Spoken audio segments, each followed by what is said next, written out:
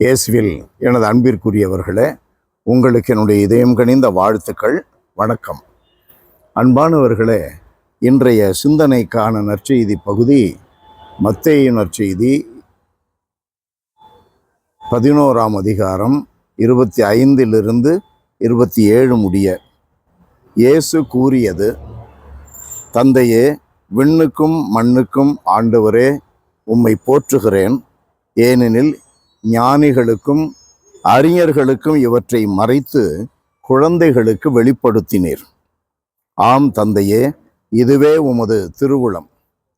என் தந்தை எல்லாவற்றையும் என்னிடத்தில் ஒப்படைத்திருக்கிறார்.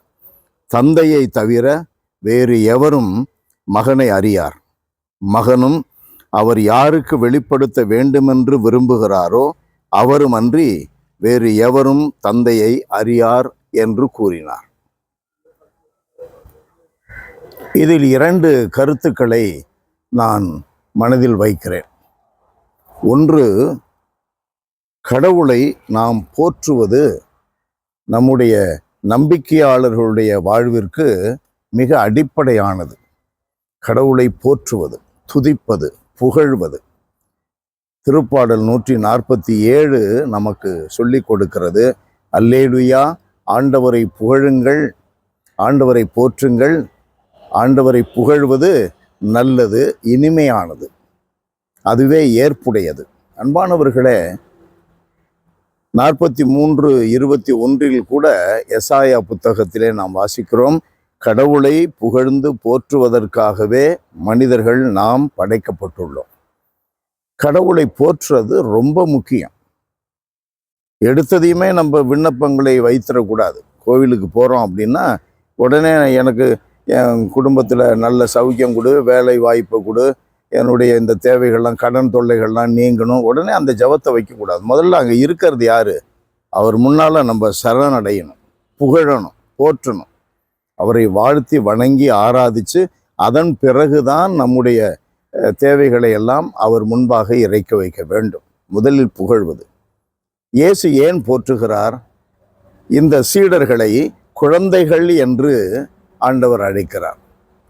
குழந்தைகளுக்கு வெளிப்படுத்தினீர், ஞானிகளுக்கும் அறிஞர்களுக்கும் அவற்றை மறைத்தீர். எவற்றை மறைத்தீர்? உண்மையை அவர்களுக்கு மறைத்தார் தந்தை கடவுள். ஏன் உண்மையை மறைச்சாரு? அவங்களால் ஏற்றுக்க முடியாது. அவர்களைத்தான் மையமாக வாழ்க்கையில் வைத்தார்கள். ஆணவம் இருந்தது, சுயநலம் இருந்தது, பெருமை தேடினார்கள், புகழை தேடினார்கள். அதனால் அவர்கள் உண்மைக்கு செவிசாய்க்க முடியாது. இதுதான் காரணம். இயேசுவை அவர்களால் ஏற்றுக்கொள்ள முடியவில்லை. அதுதான் காரணம். யோவான் 12:19 நம்ம வாசிக்கிறோம்: பாருங்கள், உலகமே அவன் பின்னால் போகிறது, நம்மால் ஒன்றும் செய்ய முடியவில்லை என்று பரிசேயர்கள் சொல்லுகிறார்கள். உண்மையின் பின்னால் தான் உலகம் போகும். உண்மையை ஞானிகளுக்கும் அறிஞர்களுக்கும் மறைத்தார், குழந்தைகளுக்கு வெளிப்படுத்தினார். யார் குழந்தை? சீடர்கள். சீடர்கள் யார்? இயேசுவின் அருகிலேயே இருந்தவர்கள், இயேசுவுக்கு செவிமடுத்தவர்கள், இயேசுவை தலைவராக ஏற்றுக்கொண்டவர்கள், கபடு சூது இல்லாமல் வளர வேண்டும் என்ற கற்றலில் எப்பொழுதும் நிலைத்து நிற்கின்ற வாய்ப்பை பெற்றவர்கள். அன்பானவர்களே, இயேசு சொல்லுகிறார் 18:5 மத்தேயு நற்செய்தியில வாசிக்கிறோம்: குழந்தையாக மாறாவிடில் விண்ணரசை அடைய மாட்டீர்கள். விண்ணரசுக்கே போக மாட்டோம்னா தந்தையை எப்படி தெரிஞ்சுக்குவோம் நம்ம?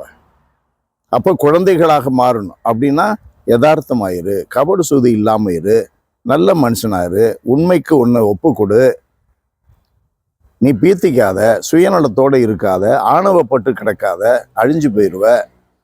அதன் பிறகு ஆண்டவர் சொல்லுகிறார்: தந்தையே, இதுவே உமது திருவுளம். என் தந்தை எல்லாவற்றையும் என்னிடத்தில் ஒப்படைத்திருக்கிறார். எல்லாவற்றையும் என்பதில் முதன்மையாக இருப்பது என்ன? விண்ணகத்தை. யாருக்கு? குழந்தை உள்ளம் கொண்டிருப்பவர்களுக்கு, குழந்தையாக இருப்பவர்களுக்கு, கபடற்றவர்களுக்கு, உண்மையை சார்ந்து வாழ்பவர்களுக்கு, கடவுள் முன் பணிபவர்களுக்கு, தெய்வ பயம் உள்ளவர்களுக்கு உண்மையை வெளிப்படுத்துகிறார். விண்ணகத்தையே அவர்களுக்கு ஆண்டவர் சொல்லுகிறார் இல்லையா? குழந்தைகளாக மாறாவிடில் விண்ணரசை அடைய மாட்டீர்கள். குழந்தையாக மாறினால் விண்ணரசை அடைவோம். விண்ணரசை ஒப்படைக்கிறார். யாருக்கு அது உரியது? குழந்தைகளுக்கு, குழந்தை மனம் உள்ளவர்களுக்கு, கடவுளை நம்புகின்றவர்களுக்கு, தெய்வ பயம் நிறைந்தவர்களுக்கு, பிறர் நலம் தேடுபவர்களுக்கு, கடவுள் முன்பாக தங்களை ஒப்பு கொடுப்பவர்களுக்கு. அன்பு நிறைந்த எங்கள் ஆண்டவரே, உம் திருமுன்பாக நாங்கள் சரணடைகிறோம். எங்கள் மேல் இரக்கமாயிரும். எங்கள் ஒவ்வொருவருக்கும் ஆண்டவரே, இந்த குழந்தை உள்ளத்தை, நீர் விரும்புகின்ற குழந்தை உள்ளத்தை தந்திரணும். விண்ணரசை நாங்கள் பெற்றுக்கொள்ள வேண்டும். உண்மையை நாங்கள் அறிந்து அதன்படி நடக்க வேண்டும். அதற்கு குழந்தை உள்ளம் வேண்டும்.